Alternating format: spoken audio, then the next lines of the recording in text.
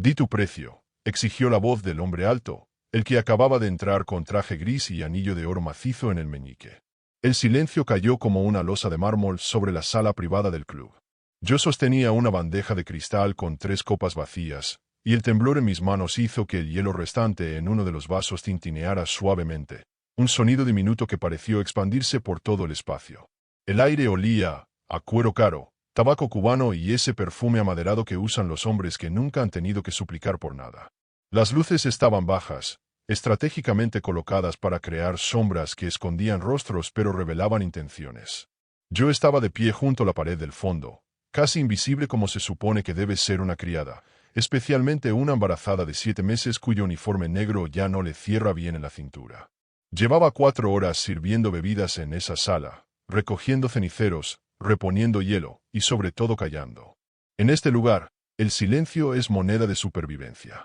El jefe estaba sentado en el sillón principal, ese de respaldo alto que parece un trono. No había levantado la vista cuando el rival entró. Seguía mirando el tablero de ajedrez frente a él, moviendo una pieza negra con dedos lentos y precisos. Llevaba un reloj plateado que reflejaba la luz cada vez que giraba la muñeca, un destello metálico que yo había aprendido a leer como señal de advertencia. Cuando ese reloj brillaba, alguien estaba a punto de perder algo valioso. El rival repitió la frase, más fuerte esta vez, con ese tono de quien está acostumbrado a comprar voluntades y cuerpos como quien compra acciones en la bolsa. Di tu precio. No vine aquí para juegos. Entonces el jefe levantó la mano derecha, lentamente, sin prisa, y extendió 2 dedos en mi dirección. No me miró. Simplemente me señaló como quien señala un objeto en un estante, como quien indica una botella de vino o un cuadro colgado en la pared. Sentí que el corazón se me detenía dentro del pecho. Los 5 hombres que estaban distribuidos por la sala, todos guardias o consejeros, desviaron la mirada al suelo. Nadie quería ser testigo de lo que estaba ocurriendo.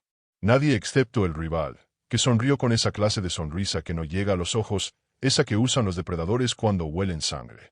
No entendí de inmediato. Mi cerebro se negaba a procesar que esa negociación, esa exigencia de precio, me incluía a mí. Pero el silencio que siguió fue tan denso, tan absoluto, que no quedó duda. El rival dio 3 pasos hacia adelante, sus zapatos de suela dura golpeando el piso de madera con un ritmo calculado. ¿Ella? Preguntó, y en esa sola palabra había sorpresa, pero también algo peor, consideración. Estaba evaluándome. Estaba calculando cuánto valdría pagar. Mi bebé se movió dentro de mí en ese momento, una patadita contra mis costillas, y tuve que morder el interior de mi mejilla para no dejar escapar un sonido. ¿Por qué el hombre más temido de la ciudad me eligió en ese instante? ¿Y qué estaba tratando de esconder con ese gesto? Esa pregunta me atravesó como una corriente eléctrica. Porque yo sabía algo que nadie más en esa sala sabía. Llevaba 6 meses trabajando aquí, 6 meses siendo invisible, y en ese tiempo había visto cosas. Había memorizado caras, nombres susurrados, transacciones anotadas en servilletas que luego eran quemadas en ceniceros. Había visto al jefe recibir llamadas a las 3 de la madrugada y salir con el rostro pálido, algo que nunca le había visto hacer antes. Había visto documentos con sellos oficiales escondidos dentro de libros falsos en la biblioteca privada del 2.º piso. Y sobre todo, había visto al rival en esta misma sala 3 meses atrás, cuando todavía no era rival sino socio, cuando todavía se reía con el jefe y brindaban por negocios mutuos. El jefe finalmente habló. Su voz era baja, casi un murmullo, pero todos la escucharon con claridad perfecta. No vine a vender. Vine a cobrarte. El rival dejó de sonreír. ¿Cobrarme? ¿Con una criada? La pregunta sonó como insulto, como si yo fuera tan poco valiosa que ni siquiera servía como moneda de cambio. Pero el jefe no se inmutó. Movió otra pieza en el tablero, un movimiento que pareció casual pero que yo sabía que no lo era. Nada con él era casual. Depende de lo que ella sepa, dijo. Y entonces sí me miró. Por primera vez en 6 meses, el jefe me miró directamente a los ojos. Fue como si el suelo se abriera bajo mis pies. Porque en esa mirada no había crueldad ni indiferencia. Había cálculo. Había estrategia. Y había algo que me revolvió el estómago. Había complicidad, como si yo fuera parte de un plan que nunca me habían explicado pero que se suponía que debía entender. El rival giró completamente hacia mí. ¿Qué sabes tú, niña? Su tono era casi paternal, casi amable, y precisamente por eso era terrorífico. Yo apretaba la bandeja con tanta fuerza que mis nudillos estaban blancos. Nada, señor. Yo solo sirvo bebidas. Mi voz salió más firme de lo que esperaba, pero el temblor en mis piernas me delataba. Mentirosa. El rival se acercó más, tanto que pude oler su colonia cara mezclada con el whisky que había estado bebiendo. Las criadas siempre saben. Ustedes son como fantasmas en las paredes. Ven todo, escuchan todo, y creen que nadie se da cuenta. Se detuvo a medio metro de distancia. ¿Cuánto quieres para contarme lo que has visto? 50.000. 100.000. 200.000 si es realmente bueno. Yo negué con la cabeza, pero él continuó. ¿O prefieres que hablemos de bebé? Debe ser difícil criar un hijo sola. Podría ayudarte. Podría garantizar que nunca te falte nada. Todavía no sabía que ese ofrecimiento era una trampa dentro de otra trampa, que cada palabra que yo dijera o callara en ese momento estaba siendo pesada en una balanza invisible donde mi vida y la de mi hijo eran las pesas. El jefe se levantó del sillón. No era un hombre particularmente alto ni físicamente imponente, pero cuando se ponía de pie la sala entera parecía reorganizarse alrededor de él. Llévala al estudio, ordenó a uno de los guardias. Que espere ahí. El guardia sintió y me hizo un gesto con la cabeza. Yo dejé la bandeja sobre una mesa lateral con manos temblorosas y caminé hacia la puerta del fondo, la que daba al pasillo privado. Mientras caminaba, escuché al rival reír. ¿En serio crees que una criada puede valer algo en esta negociación? El jefe no respondió, pero el silencio que dejó fue más elocuente que cualquier palabra. El pasillo era largo y estrecho, iluminado por luces indirectas que creaban charcos de sombra cada 3 metros. El guardia caminaba detrás de mí, lo suficientemente cerca como para recordarme que no tenía escapatoria, pero lo suficientemente lejos como para no parecer una amenaza directa. Mis zapatos planos hacían un sonido sordo contra la alfombra gruesa. Intentaba respirar despacio, calmar el pánico que me subía por la garganta como bilis, pero el bebé seguía moviéndose y cada movimiento era un recordatorio de que no estaba sola en esto, de que cualquier decisión que tomara afectaría a 2 vidas. El estudio era una habitación pequeña con estanterías de piso a techo llenas de libros que probablemente nadie había leído jamás. Había un escritorio de caoba, 2 sillas de cuero verde y una ventana con cortinas gruesas que bloqueaban completamente la luz exterior. El guardia me indicó que me sentara y luego cerró la puerta al salir. Pero no escuché el pestillo. La puerta quedó entreabierta, apenas 1 centímetro, lo suficiente para que pudiera oír las voces que venían. De la sala principal sí prestaba atención. Y presté atención. Siempre lo hacía. Era mi única herramienta de supervivencia en este lugar. Sabes perfectamente lo que hizo, decía ahora el jefe, su voz todavía baja pero cargada de algo filoso. No vengas a hacerte el sorprendido. El rival respondió con esa risa falsa otra vez. Negocios son negocios. Tú habrías hecho lo mismo en mi posición. Yo no traiciono a mis socios. Yo no les robo directamente de las cuentas y luego vengo a ofrecer asociación como si nada hubiera pasado. Ahí estaba. La palabra que yo había estado esperando escuchar durante meses, traición. 3 meses atrás, en una noche de lluvia, yo había estado limpiando la biblioteca del 2.º piso cuando escuché pasos apresurados. Me escondí detrás de uno de los estantes altos y vi entrar al rival, entonces todavía socio de confianza. Llevaba una laptop negra. Se dirigió directamente al librero del fondo, movió 3 libros específicos en un orden particular, y detrás apareció una caja fuerte pequeña que yo nunca había visto. Introdujo una combinación, extrajo varios documentos y una memoria USB, los fotografió con su teléfono y luego lo devolvió todo con cuidado. Tardó menos de 5 minutos. Cuando salió, yo seguía conteniendo la respiración entre las sombras. No le dije nada a nadie. ¿A quién le diría? Yo era nadie. Pero guardé esa información en mi memoria como quien guarda un arma cargada sin saber cuándo la necesitará. Y ahora, sentada en ese estudio mientras escuchaba cómo la tensión escalaba en la otra habitación, empezaba a entender que ese momento había llegado. Pruébalo, desafiaba ahora el rival. Prueba que robé algo. Muéstrame documentos, transferencias, lo que sea. Oh, tengo pruebas, respondió el jefe con una calma que helaba la sangre. Tengo testigos también. La puerta del estudio se abrió de golpe. Era uno de los consejeros del jefe, un hombre delgado de traje negro y corbata roja que siempre olía a menta. Ven, me dijo simplemente, y yo me levanté con dificultad, apoyando una mano en el respaldo de la silla para impulsarme. La barriga me pesaba, y había empezado a sentir un dolor sordo en la parte baja de la espalda, ese tipo de dolor que las enfermeras de la clínica gratuita me habían advertido que no ignorara. Pero no tenía opción. Seguí al consejero de vuelta al pasillo, de vuelta a la sala principal. Cuando entré, todos me miraron. El rival estaba ahora de pie frente al jefe, con los puños apretados a los costados. Los guardias habían cambiado de posición, formando un semicírculo sutil que bloqueaba las salidas. El aire estaba más denso, más cargado. Algo había cambiado en los minutos que estuve fuera. El jefe me indicó que me acercara con un simple movimiento de cabeza. Caminé despacio, concentrándome en no tropezar, en no mostrar debilidad. Dile lo que viste, ordenó el jefe cuando estuve a 2 metros de distancia. La noche del 16 de octubre. Mi mente se aceleró. El 16 de octubre. Esa era la noche de la lluvia, la noche en que el rival había abierto la caja fuerte. ¿Cómo sabía el jefe? ¿Me había visto escondida? ¿Había cámaras que yo desconocía? ¿O estaba jugando al azar, apostando a que yo había visto algo esa noche porque sabía que yo siempre estaba presente, siempre invisible, siempre observando? El rival me clavó los ojos con una intensidad que me hizo retroceder medio paso. Cuidado con lo que digas, niña. Las mentiras tienen consecuencias. Si decía la verdad, confirmaba la traición y me convertía en enemiga del rival. Si mentía, el jefe sabría que no podía confiar en mí y perdería mi única protección en este edificio. Si me quedaba callada, ambos lo interpretarían como cobardía o complicidad. No había respuesta correcta. Solo había elecciones con diferentes niveles de peligro. Yo estaba limpiando la biblioteca. Empecé, mi voz apenas un susurro que tuve que repetir más alto. Yo estaba limpiando la biblioteca esa noche. Llovía mucho. Escuché pasos y me escondí porque no quería molestar. ¿Y qué viste?, presionó el jefe. Tragué saliva. El bebé dio otra patada, más fuerte esta vez, y tuve que poner una mano sobre el vientre instintivamente. Vi a alguien entrar. Vi cómo abría la caja fuerte detrás de los libros. Vi cómo sacaba papeles y una memoria USB. Vi cómo los fotografiaba. Silencio absoluto. El rival dio un paso hacia mí, pero 2 guardias se movieron al mismo tiempo, bloqueándole el camino sin tocar sus armas, pero dejando claro que estaban listos para hacerlo. ¿Viste a quién?, preguntó el jefe.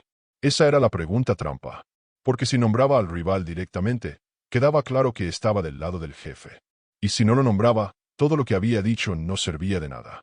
Entonces vi el detalle que nadie vio. En la mano izquierda del rival, había una pequeña marca, una cicatriz en forma de media luna en el dorso, justo debajo de los nudillos. Yo la había visto esa noche porque había estado nerviosa, temblando detrás del estante, y me había concentrado en memorizar cada detalle por si acaso. Y ahora, en esta sala iluminada de forma diferente, esa cicatriz brillaba levemente bajo la luz artificial. La persona tenía una cicatriz, dije lentamente, en forma de media luna en la mano izquierda. El rival miró su propia mano instintivamente, un movimiento reflejo que no pudo controlar. Y ese segundo de debilidad fue suficiente. El jefe sonrió. No era una sonrisa amable. Era la sonrisa de alguien que acaba de ganar una partida de ajedrez que llevaba meses preparando. Gracias, me dijo, y por primera vez en 6 meses me habló directamente, usando un tono que no era de orden sino de reconocimiento. Puedes irte. Pero yo no me moví, porque en ese momento entendí algo fundamental. Yo no era solo un testigo. Yo era la prueba viviente. Y la prueba viviente podía ser eliminada tan fácilmente como un documento quemado en un cenicero. ¿Cuánto?, pregunté, sorprendiéndome a mí misma con la firmeza de mi voz. Todos me miraron como si hubiera perdido la razón. ¿Cuánto qué? El jefe ladeó la cabeza, genuinamente intrigado. Usted dijo que dependía de lo que yo sabía. Acabo de decirle lo que sé. ¿Cuánto vale eso? El rival soltó una carcajada amarga. La criada aprendió rápido. Pero yo no lo miraba a él. Mantenía mis ojos fijos en el jefe, porque él era quien realmente tenía el poder en esa sala. Él era quien decidía quién vivía y quién desaparecía sin dejar rastro. El jefe se tomó su tiempo para responder. Volvió a sentarse en su sillón, cruzó las piernas y me estudió con esa mirada que parecía ver a través de la piel hasta los huesos. ¿Qué quieres?, preguntó finalmente. Protección, respondí sin vacilar. Para mí y para mi hijo. Un lugar donde vivir. Que nadie nos busque. Que nadie nos encuentre. Eso es todo. Había sorpresa en su tono. Sí. ¿No quieres dinero? El dinero se acaba. La protección, si viene del hombre correcto, puede durar. Lo peor fue cuando escuché al rival moverse detrás de mí, sus pasos acercándose otra vez. Ella sabe demasiado ahora, dijo, y su voz ya no tenía pretensión de amabilidad. Si la dejas ir, es un riesgo. Si la proteges, es una debilidad que yo puedo explotar. El jefe no apartó sus ojos de mí. ¿Y qué sugieres? Que arreglemos esto de otra manera.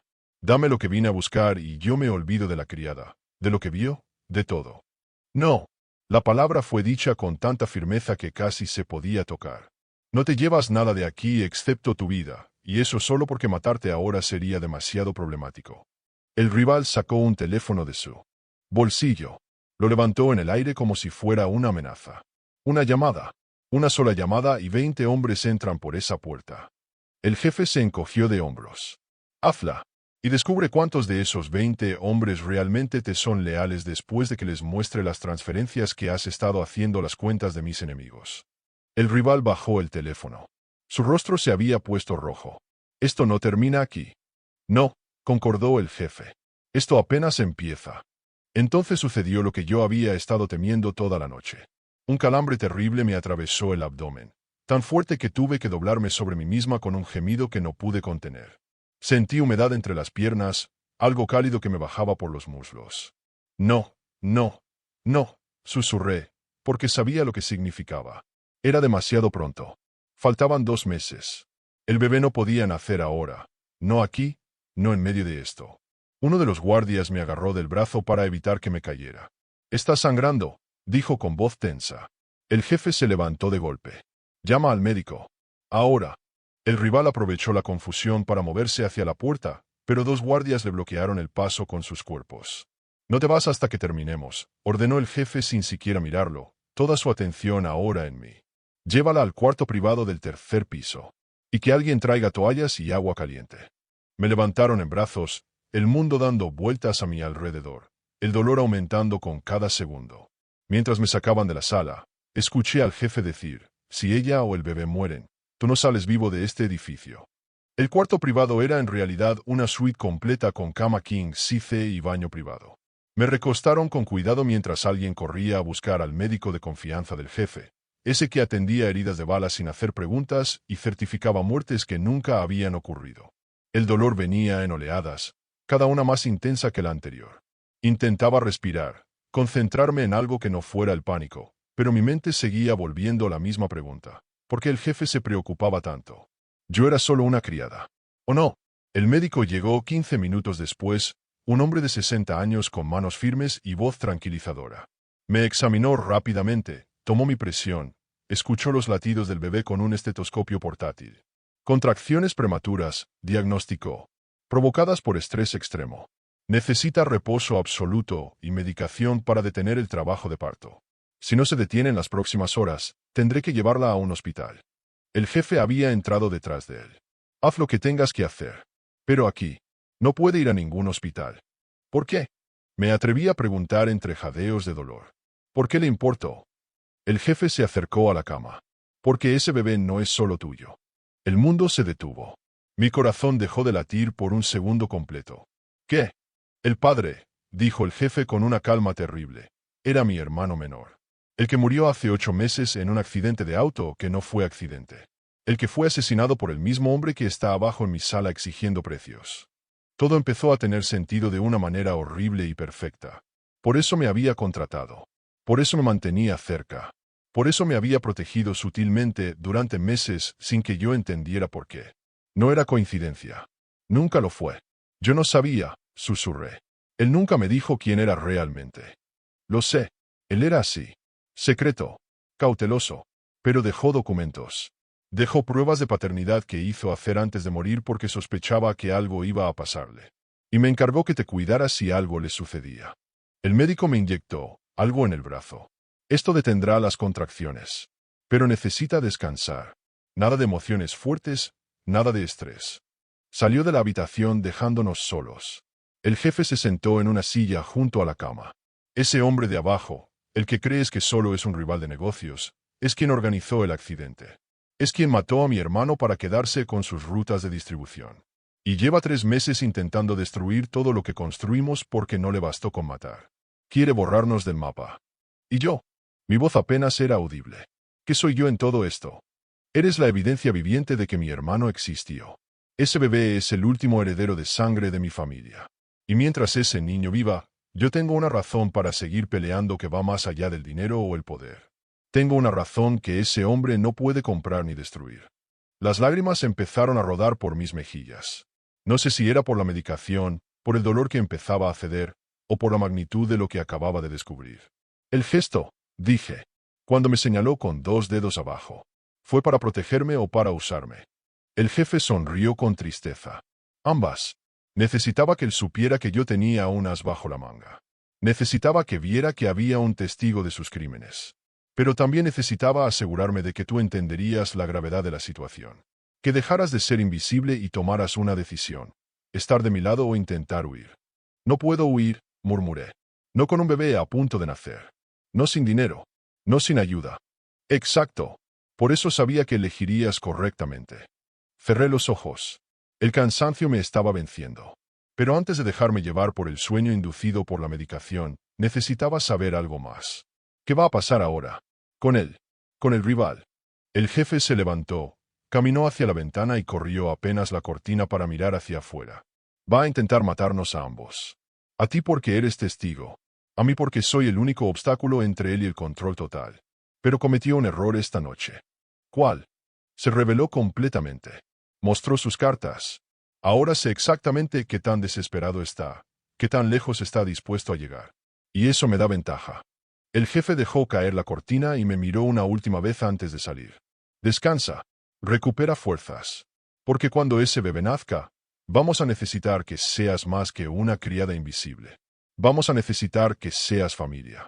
Me quedé sola en la habitación, escuchando el latido de mi propio corazón y los pequeños movimientos del bebé dentro de mí, ya calmado por la medicación. Familia. Esa palabra resonaba en mi cabeza de maneras que no podía procesar completamente.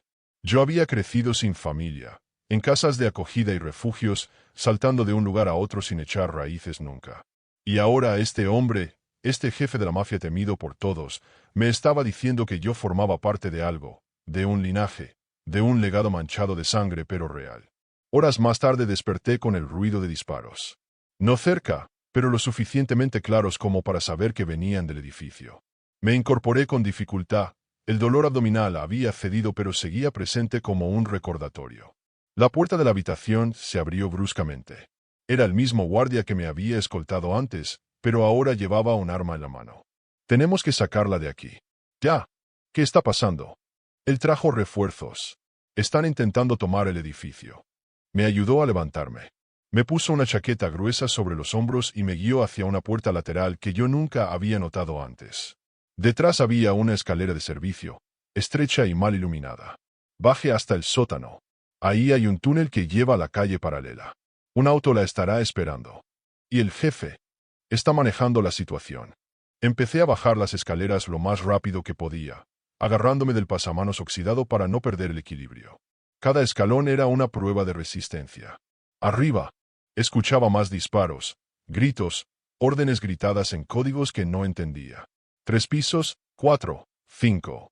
Finalmente llegué al sótano, un espacio húmedo que olía a moho y tierra. El guardia tenía razón. Al fondo había una puerta metálica con un candado que alguien ya había abierto. Atravesé el túnel, que era básicamente un corredor de concreto reforzado con luces de emergencia cada 10 metros. Mis pasos resonaban contra las paredes. El bebé se movía inquieto dentro de mí, como si pudiera sentir mi miedo.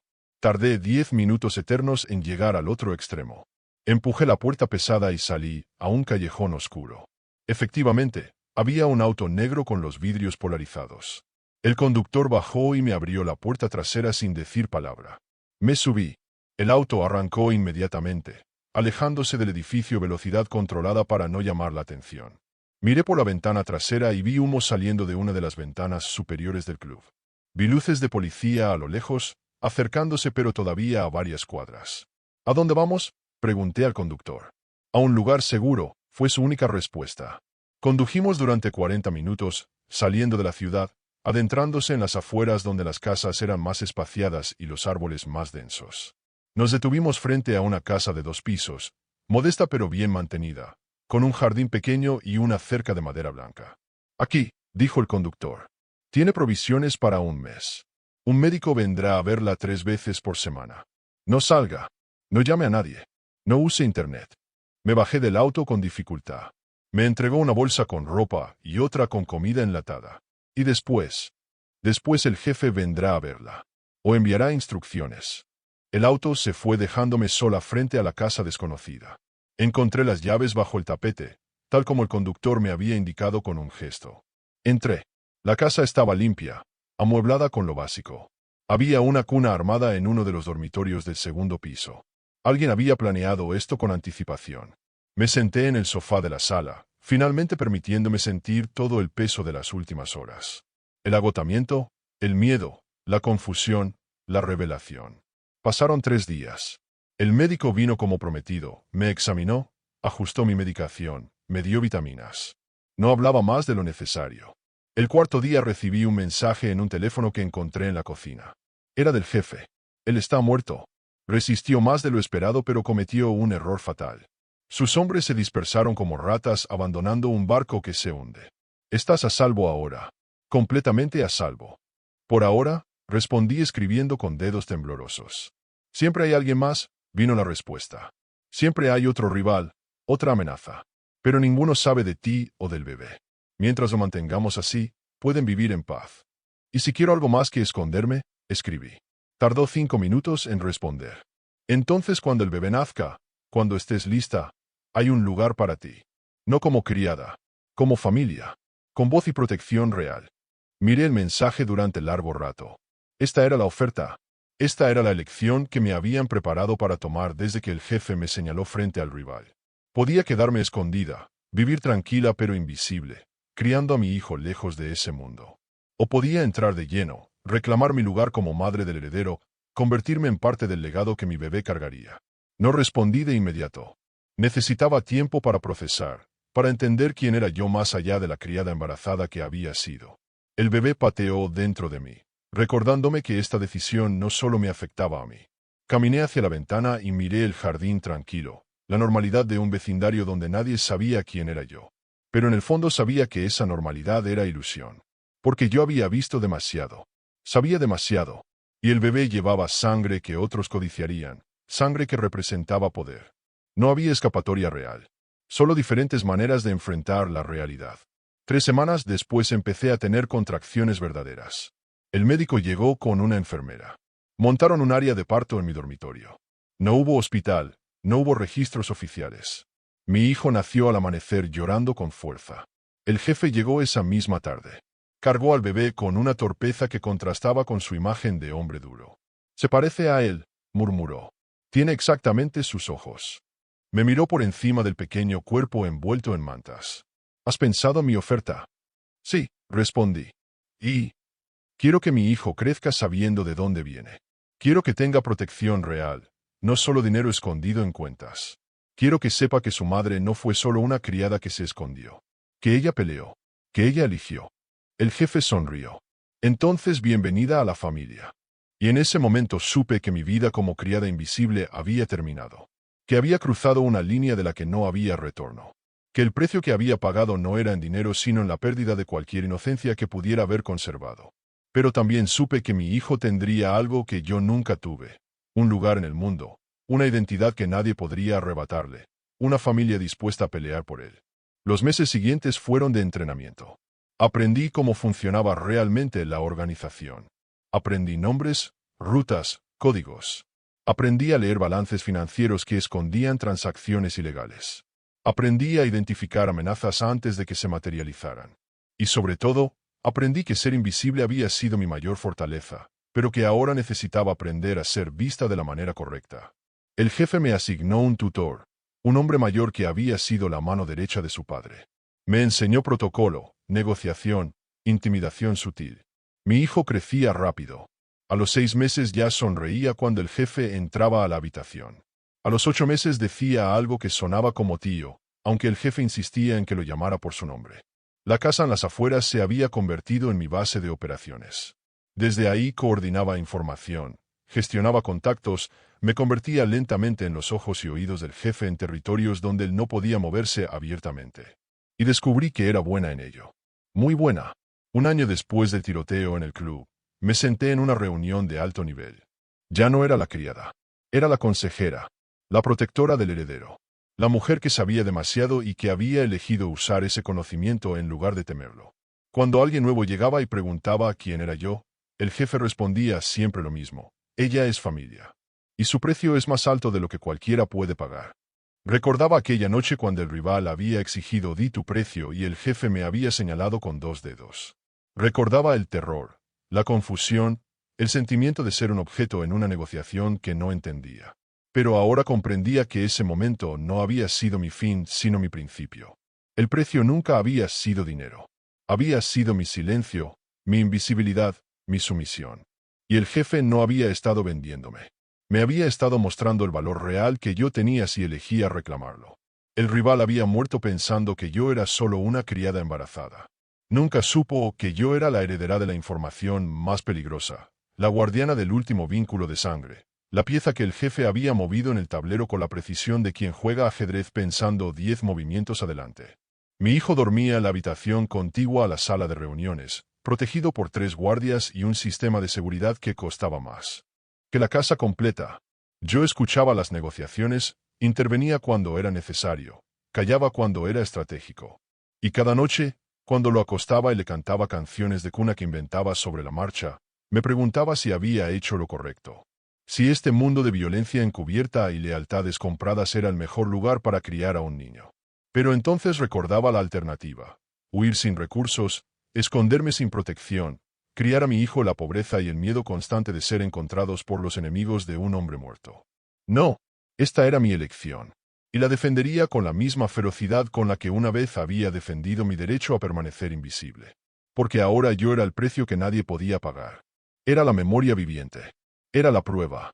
Era la amenaza silenciosa que se sentaba en las reuniones y escuchaba cada palabra, memorizando cada traición potencial, cada debilidad mostrada, cada secreto susurrado. Y todos lo sabían. El jefe me había enseñado que el verdadero poder no estaba en gritar órdenes, sino en saber cuándo hablar y cuándo convertir el silencio en un arma más afilada que cualquier cuchillo. Yo había aprendido bien. En otro encuentro, meses más tarde, cuando un nuevo rival intentó intimidarme preguntando qué sabía yo de negocios reales, simplemente sonreí y recité de memoria las transferencias bancarias que él había hecho la semana anterior, las cuentas offshore que creía secretas, los nombres de los funcionarios que había sobornado. Vi cómo su rostro palidecía. Vi cómo entendía que yo era más peligrosa callada que cualquier amenaza abierta. Y vi cómo el jefe, desde su asiento, me miraba con algo que podría haber sido orgullo. Esa noche, cuando volví a casa y cargué a mi hijo ya dormido, susurré contra su pequeña cabeza: nunca serás invisible como lo fui yo. Pero te enseñaré a ver a los que sí lo son. Porque ahí es donde está el verdadero poder. Y mientras lo acostaba en su cuna, mientras ajustaba la manta sobre su cuerpo pequeño y perfecto, pensé en el camino que había recorrido desde aquella noche en el club. Pensé en la criada embarazada que temblaba sosteniendo una bandeja, en la mujer que casi pierde a su bebé por el estrés de una negociación mortal, en la madre que había elegido el poder sobre la paz. No me arrepentía. El arrepentimiento era un lujo que no podía permitirme. Pero si me preguntaba cuánto tiempo podríamos mantener esta vida antes de que alguien más intentara cobrarnos un precio diferente. Porque en este mundo siempre hay alguien esperando su turno, calculando el momento exacto para atacar, buscando la debilidad perfecta para explotar. Y mi hijo, con su sangre privilegiada y su herencia manchada, sería siempre un objetivo. La pregunta no era si vendría una amenaza, sino cuándo y de qué dirección. 2 años pasaron en relativa calma. Relativa porque en el mundo de la mafia la calma nunca es absoluta. Es simplemente un periodo de tensión contenida, de guerras frías en lugar de balas, de estrategias sutiles en lugar de confrontaciones abiertas. Yo había consolidado mi posición. Ya no era solo la madre del heredero. Era una figura respetada y temida por derecho propio. Los hombres que antes me habrían ignorado ahora me saludaban con reverencia. Las mujeres que trabajaban en los negocios periféricos me miraban con una mezcla de admiración y miedo. El jefe había envejecido visiblemente. Las líneas en su rostro se habían profundizado. El peso de mantener el imperio, de proteger a un sobrino que representaba el futuro, de manejar traiciones constantes, le estaba cobrando factura. Una noche me llamó a su oficina privada, esa que solo pocos privilegiados podían entrar. Necesito que escuches algo, me dijo, y reprodujo una grabación. Era una conversación entre 2 de sus tenientes más confiables. Estaban planeando un golpe. No contra él directamente, sino contra mí. Piensan que si te eliminan, el niño queda vulnerable, explicó el jefe con voz cansada. Piensan que pueden posicionarse como sus tutores, controlar la herencia a través de él. Sentí que la sangre se me helaba en las venas. ¿Cuándo? En 2 semanas. Durante la gala benéfica que organizamos cada año. Mucha gente, mucha confusión. El escenario perfecto para un accidente. Me levanté de la silla, caminé hacia la ventana. Desde ahí se veía a la ciudad extendida como un mapa de luces y sombras. ¿Qué quieres que haga? Quiero que tomes una decisión, respondió el jefe. Puedo eliminarlos yo. Puedo hacer que desaparezcan antes de que puedan actuar. Pero eso crea un vacío de poder que otros intentarán llenar. Oh, hizo una pausa significativa. O puedes manejarlos tú misma. Enfrentarlos. Demostrar que no eres solo la madre protegida, sino alguien que puede defender su propio territorio. Me estás probando. Te estoy preparando. Porque yo no voy a vivir para siempre. Y cuando me vaya, necesito saber que mi sobrino estará en buenas manos. En manos que puedan no solo protegerlo, sino enseñarle a protegerse. Pasé 3 días planeando. Investigué a los 2 tenientes. Sus rutinas, sus familias, sus debilidades. Descubrí que uno de ellos tenía un amante que ignoraba su matrimonio. Descubrí que el otro había estado desviando fondos para un proyecto personal. Tenían secretos. Y los secretos, bien usados, valían más que las balas. La noche de la gala llegó vestida con un traje negro elegante que escondía un dispositivo de grabación y un arma pequeña que había aprendido a usar en mis sesiones de entrenamiento. Mi hijo estaba seguro en casa, rodeado de guardias leales que morirían antes de dejar que alguien lo tocara. Me acerqué al primer teniente mientras servían champán. «Necesitamos hablar», le dije en voz baja. Él sonrió con condescendencia. «¿De qué podríamos hablar tú y yo?» «De Mónica», respondí, nombrando a su amante. Vi cómo la sonrisa se congelaba en su rostro. «De las transferencias que le has estado haciendo. Del apartamento que compraste a su nombre. De las fotos que tengo de ustedes juntos». Su mano tembló levemente al sostener la copa. «¿Qué quieres?» «Lealtad. Silencio. Y que le digas a tu socio que el plan se canceló». No esperó su respuesta. Me alejé y busqué al segundo teniente. Lo encontré en el jardín, fumando un cigarro caro. «Los 300.000 que sacaste de la cuenta de construcción», dije sin preámbulos. «Tengo los registros. Tengo los recibos. Tengo todo». Él me miró con ojos duros. «¿No tienes pruebas?» Saqué mi teléfono y le mostré capturas de pantalla.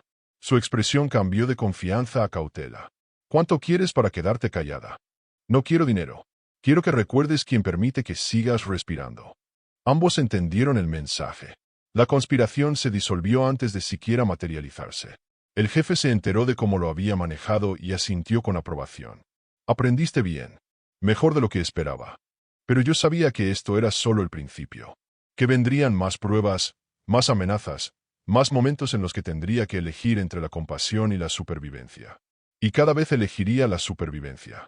Porque ahora tenía algo más valioso que mi propia vida. Tenía un hijo que dependía de mis decisiones, de mi fuerza, de mi capacidad para navegar este mundo oscuro sin perder completamente el alma.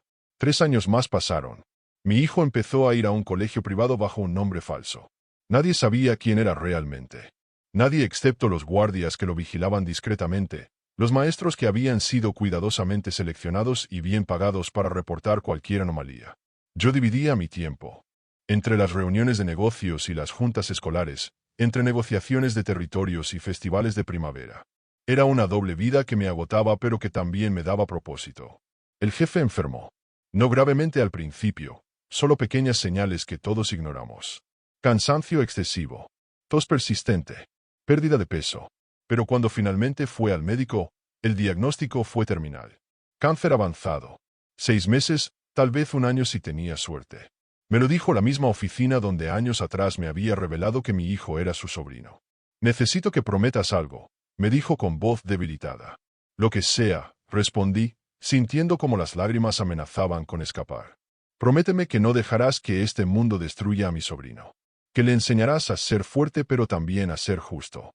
Que le mostrarás que el poder sin honor es veneno. Lo prometo. Y prométeme que cuando llegue el momento, cuando tengas que elegir entre protegerlo y vengarte, siempre elegirás protegerlo».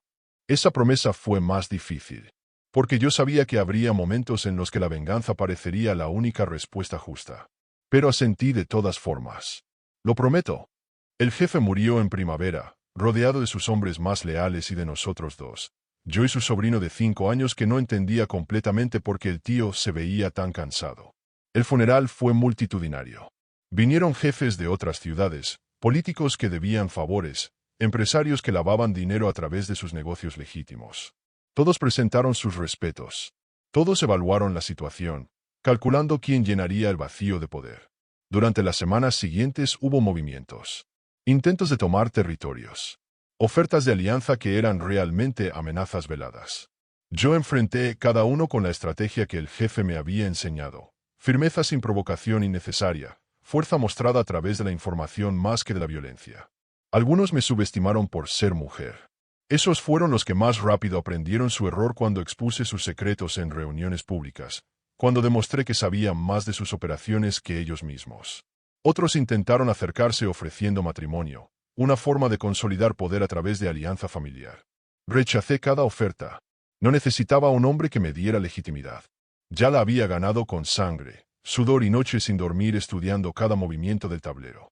Mi hijo crecía viendo todo esto, absorbiendo las lecciones sin que yo se las enseñara explícitamente. Aprendía que su madre era respetada y temida. Aprendía que el poder tenía precio pero también responsabilidad.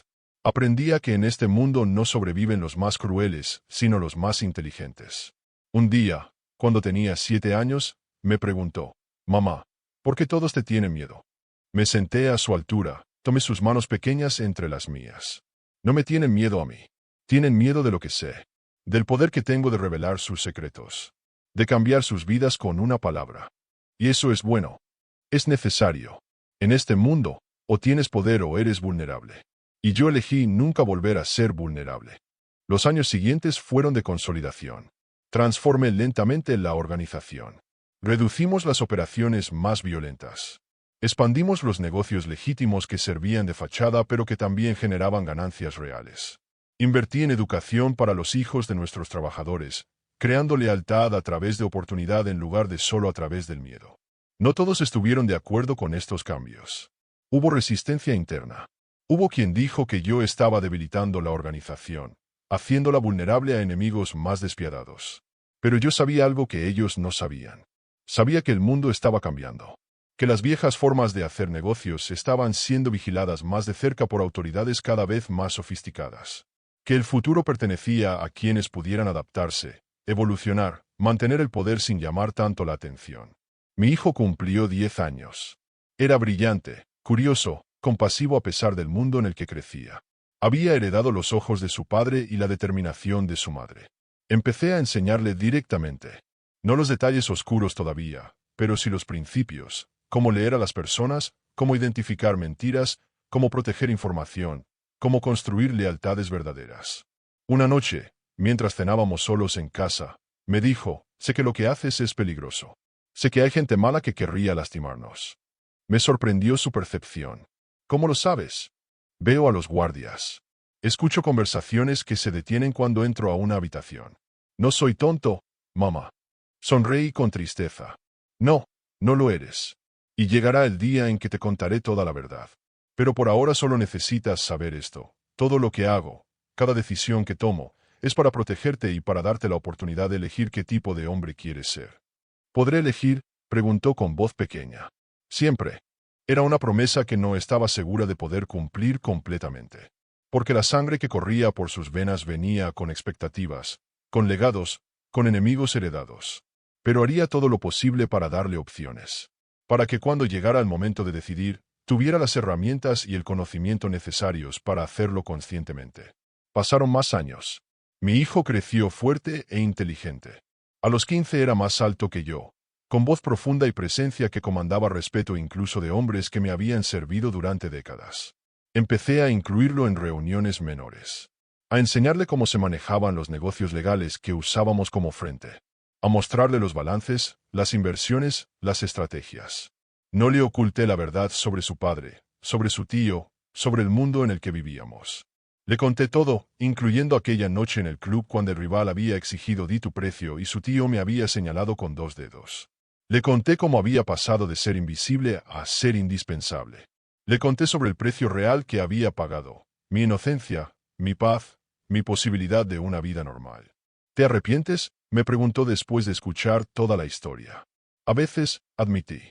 Pero luego te miro y sé que cada sacrificio valió la pena. Porque tú estás aquí. Porque estás a salvo. Porque tienes futuro. ¿Y qué futuro quieres que tenga? El que tú elijas. Puedes tomar las riendas de todo esto cuando seas mayor. Puedes transformarlo en algo completamente diferente. O puedes alejarte, estudiar, vivir una vida normal con el dinero que hemos acumulado. La elección es tuya. Pensó por largo rato antes de responder. Quiero aprender. Todo. Y después decidiré. Era una respuesta justa. Una respuesta sabia. Y durante los siguientes años eso fue exactamente lo que hice. Le enseñé todo. Los aspectos oscuros y los brillantes. Las alianzas y las traiciones. Los códigos no escritos y las leyes que sí importaban. Lo preparé para un mundo que no perdonaba debilidades pero que recompensaba la inteligencia y la previsión. Ahora, sentada en la misma oficina que una vez fue del jefe, mirando por la misma ventana que da a la ciudad que ayudé a controlar desde las sombras, pienso en aquella criada embarazada que temblaba sosteniendo una bandeja. Pienso en cuánto he cambiado y cuánto permanezco igual. Porque en el fondo sigo siendo la observadora. La que ve lo que otros no ven. La que entiende que el verdadero poder nunca está en los gestos grandiosos, sino en saber exactamente cuándo hablar y cuándo convertir el silencio en un arma letal. Mi hijo entra a la oficina. Tiene 18 años ahora. Es un hombre. Tenemos una reunión en una hora, me informa. El grupo del norte quiere renegociar términos. ¿Y qué opinas tú? Le pregunto, porque ahora siempre pregunto su opinión antes de tomar decisiones importantes. Creo que están probando límites. Viendo si la ausencia del jefe por tantos años los dejó débiles. Quieren ver si respetamos los acuerdos o si pueden empujar para conseguir mejores condiciones. ¿Y qué hacemos? Les recordamos quiénes somos. No con amenazas. Con información. Les mostramos que sabemos exactamente qué han estado haciendo, con quién han estado hablando. Les demostramos que somos más peligrosos informados que armados. Sonrió. Aprendió bien. Mejor de lo que esperaba. Entonces hagámoslo. Mientras nos preparamos para la reunión, mientras reviso los documentos que nuestros informantes han recopilado, siento algo que no había sentido en años. Esperanza. Porque mi hijo no solo aprendió a sobrevivir en este mundo. Aprendió a cambiarlo desde dentro. A mantener el poder sin perder la humanidad. A proteger sin destruir innecesariamente. Tal vez el precio que pagué aquella noche finalmente está rindiendo frutos que valen más que oro. La reunión transcurre exactamente como mi hijo predijo. Los del norte intentan presionar. Mi hijo presenta evidencia de sus movimientos. Los veo palidecer cuando entienden que no hay secreto que puedan guardar. Aceptan los términos sin más objeciones. Cuando se van, mi hijo me mira. Esto nunca termina, ¿verdad? No, admito. Siempre habrá alguien probando límites. Siempre habrá amenazas nuevas. Pero ahora tú sabes cómo manejarlas. ¿Y cuándo puedo decidir si quiero esta vida? Ahora. En cualquier momento. Puedes irte mañana si quieres. Puedes estudiar en otro país. Y dejaría todo esto sin protección. Yo seguiría aquí, manejándolo como siempre lo he hecho. Se queda pensativo. No quiero irme. Pero quiero cambiarlo. Quiero que esto se convierta en algo de lo que podamos estar orgullosos. No solo sobrevivir, sino construir algo real. Es la respuesta que yo esperaba sin atreverme a pedirla. Porque significa que todo el sufrimiento, todas las noches de miedo, todas las decisiones imposibles, finalmente tienen un propósito que va más allá de simple venganza. Mi hijo tomará todo lo que construimos y lo transformará. Esa noche, sola en mi habitación, saco de un cajón escondido la fotografía que el jefe me dio años atrás. Es del padre de mi hijo. Un hombre que nunca conocí realmente pero cuyo legado protegí con mi vida. Lo logré, susurro la imagen. Tu hijo está a salvo. Está fuerte. Está listo. Guardo la foto. Mañana habrá otra reunión, otro desafío, otra amenaza que manejar. Pero esta noche permito sentir algo que no me había permitido en años. Satisfacción absoluta. La satisfacción de saber que el precio que pagué, aunque alto, finalmente compró algo que vale. Un futuro donde mi hijo puede elegir, puede cambiar, puede ser más que la suma de los pecados heredados. Y eso es lo más cercano a la redención que podré alcanzar en este mundo donde cada elección tiene consecuencias irreversibles y finales.